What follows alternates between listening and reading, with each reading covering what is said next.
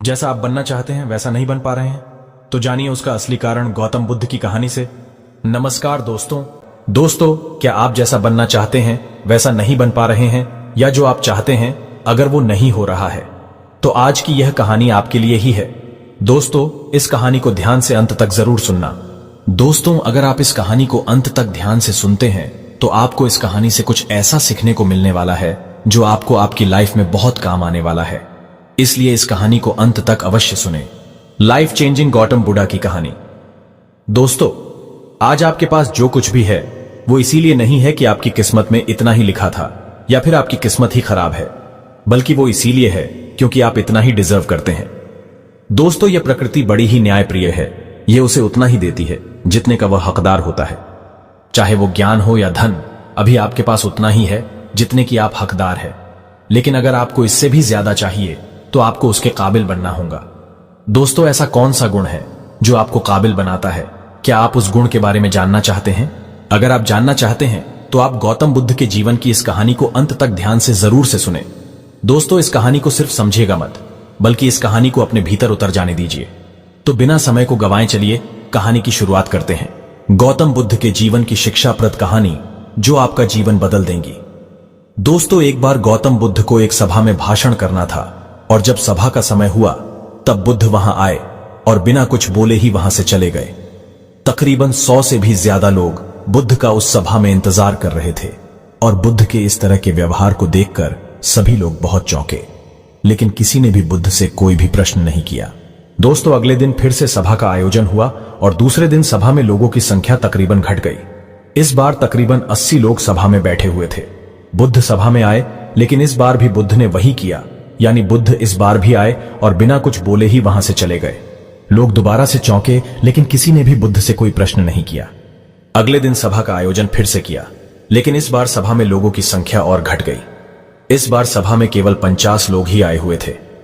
बुद्ध सभा में फिर से आए और उन्होंने इधर उधर देखा और बिना कुछ बोले ही सभा से चले गए। उसके बाद कुछ लोग क्रोधित भी हुए, क्योंकि लोगों ने अपना काम छोड़ छोड़ कर आए हुए थे, लेकिन किसी ने भी बुद्ध से कोई प्रश्न नहीं किया। अगले दिन फिर से सभा का आयोजन हुआ। दोस्तों, आप लोग जो इस कहानी को सुन रहे हैं, आप में से भी कुछ लोग मन ही मन यह कह रहे होंगे कि अरे कितनी बार सभा का आयोजन होगा, और आप लोगों को भी इस कहानी को सुनते वक्त इरिटेशन होना शुरू हुआ होगा। और जिन जिन लोगों को भी अभी इरिटेशन होनी शुरू हो गई है, उन लोगों को तो यह कहानी बड़े ध्यान से पढ़कर समझना चाहिए, क्योंकि यह कहानी आपके लिए ही है। अगले दिन फिर से सभा का आयोजन हुआ, लेकिन इस बार सभा की संख्या और ज्यादा घट गई थी, यानी इस बार सभा में सिर्फ 30 लोग ही थे। फिर उसके बाद बुद्ध सभा में आए, मुस्कुराए और फिर से बुद्ध ने वही किया, यानी बिना कुछ बोले ही वहां से चले गए। इस बार भी लोग बहुत क्रोधित हुए, और इस बार लोगों ने पीछे से कुछ कहा भी और बड़बड़ाए भी, लेकिन बुद्ध ने उनके किसी भी प्रश्न का उत्तर नहीं दिया। दोस्तों, अगले दिन फिर से सभा का आयोजन हुआ, और इस बार लोगों की संख्या बहुत ज्यादा घट गई थी, यानी इस बार सभा में कुल मिलाकर 15 लोग ही आए हुए थे। इस बार भी बुद्ध सभा में आए, लेकिन इस बार बुद्ध अपना आसन ग्रहण कर लेते हैं। फिर बुद्ध बोले, और बुद्ध ने उन 15 लोगों को उपदेश दिया, और वे 15 लोग ही बुद्ध के भिक्षु बन गए, और आगे चलकर उन 15 लोगों ने ही बुद्ध के ज्ञान को अलग अलग दिशाओं में फैला दिया। फिर एक दिन बुद्ध से किसी ने पूछा कि बुद्ध, आप कई दिनों तक बिना बोले ही सभा से क्यों चले जाते थे? फिर बुद्ध कहते हैं कि मैं उन लोगों को खोज रहा था जो लायक थे, यानी कि पहले दिन 100 से भी ज्यादा लोग आए हुए थे, उसमें से ज्यादातर लोग सिर्फ आए हुए थे।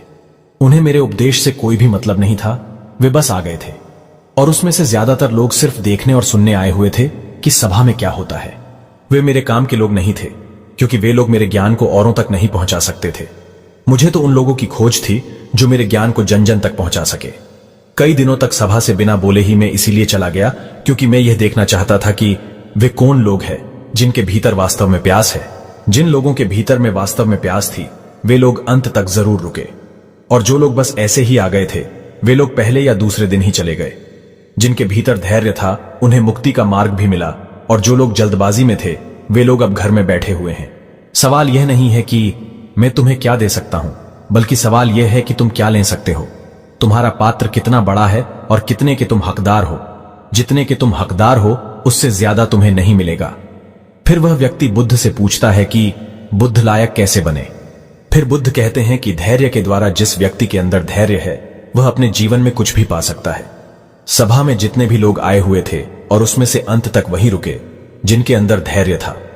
चाहे तुम्हारे जीवन में तुम्हारा लक्ष्य जो कुछ भी हो, लेकिन तुम बिना धैर्य के सफलता के चरम तक नहीं पहुंच सकते। फिर वह व्यक्ति बुद्ध से पूछता है कि कोई व्यक्ति अपने भीतर के धैर्य को कैसे बढ़ाए। बुद्ध कहते हैं कि निरंतर अभ्यास के द्वारा हम अपने भीतर के धैर्य को बढ़ा सकते हैं।